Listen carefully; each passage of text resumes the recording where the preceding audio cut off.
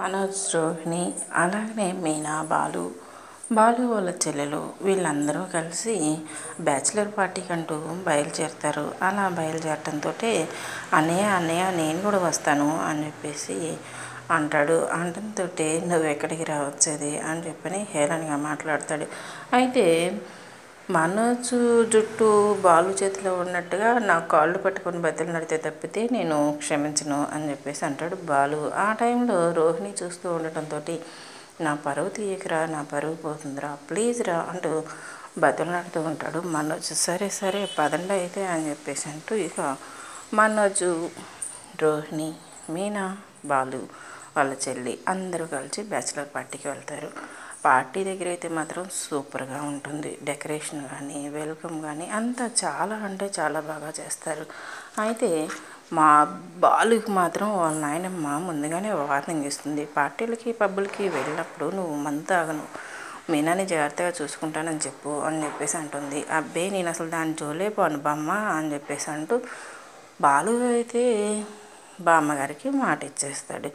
అయితే ఇక పార్టీకి వచ్చిన దగ్గర నుంచి అందరూ మందుతో ఎంజాయ్ చేస్తూ ఉంటే బాలుకి ఏమో నోరూరిపోతూ ఉంటుంది. నేను దాని జోలు పానంటూ ఇక అవి చూడగానే నోరూరిపోయి మీనాని బతిమలాడుకుంటూ ఉంటాడు.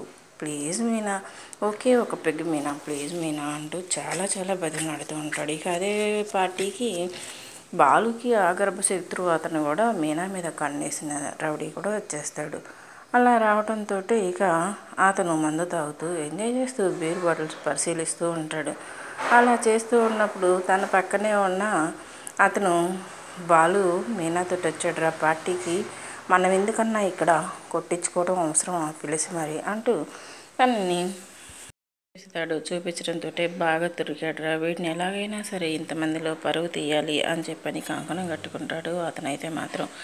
అలా కంకణం కట్టేసుకొని ఇక మీనాని బాలుకి మధ్య ఎలా అయినా సరే గొడవ పెట్టాలని వాళ్ళిద్దరిని అదే తదేకంగా పరీక్షిస్తూ ఉంటాడు. అదే సమయంలో ఇక మీనానైతే మాత్రం బాలు శత విధాలా ప్రయత్నిస్తూ ఉంటాడు. ఇక నానమ్మకి వీడియో కాల్ చేసి మరీ చూపిస్తాను, నువ్వు మందు తాగుతున్నావు అంటూ బాలు చెల్లెలు బెదిరిస్తుంది. నువ్వు ఊరుకోవే తల్లి అని చెప్పేసి అంటూ తన చెల్లెలకు ఒక దండం పెట్టేస్తాడు. బామ్మగారితో చెప్తాను అంటూ మీనా బెదిరిస్తూ ఉంటుంది.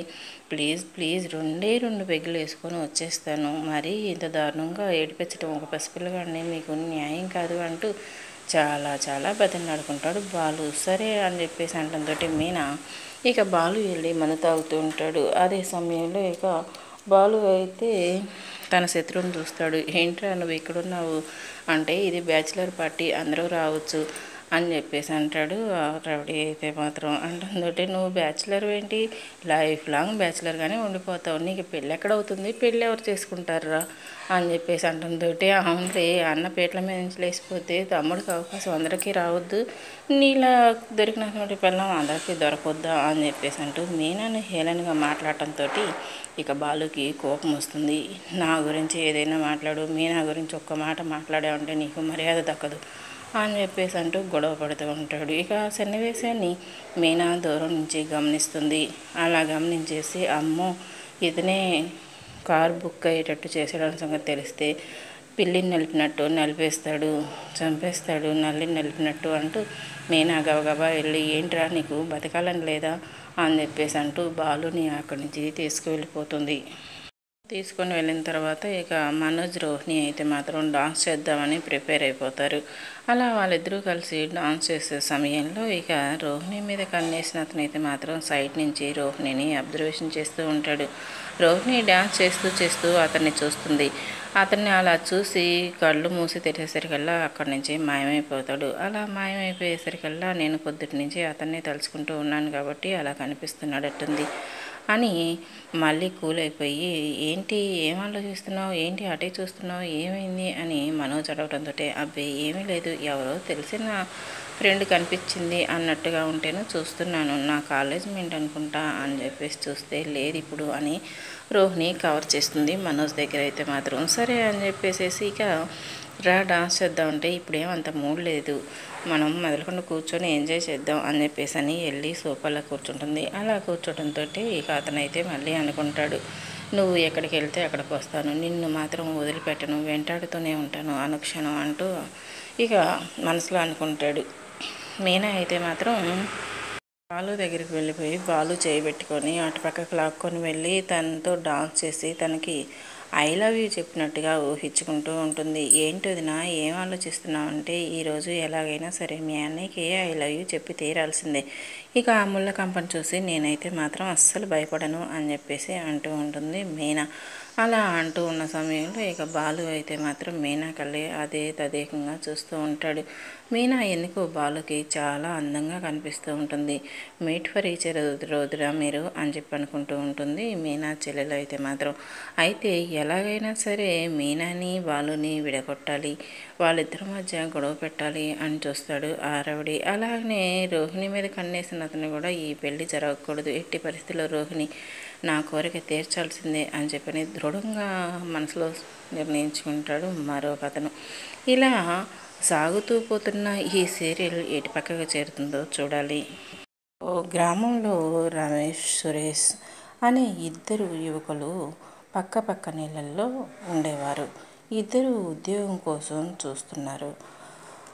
దగ్గరలోని నగరంలో ఓ పేరు మోసిన వస్త్ర దుకాణంలో ఉన్నత స్థాయి ఉద్యోగం ఒకటి ఖాళీగా ఉందని పత్రికల్లో వచ్చిన ప్రకటన ద్వారా తెలుసుకున్నారు.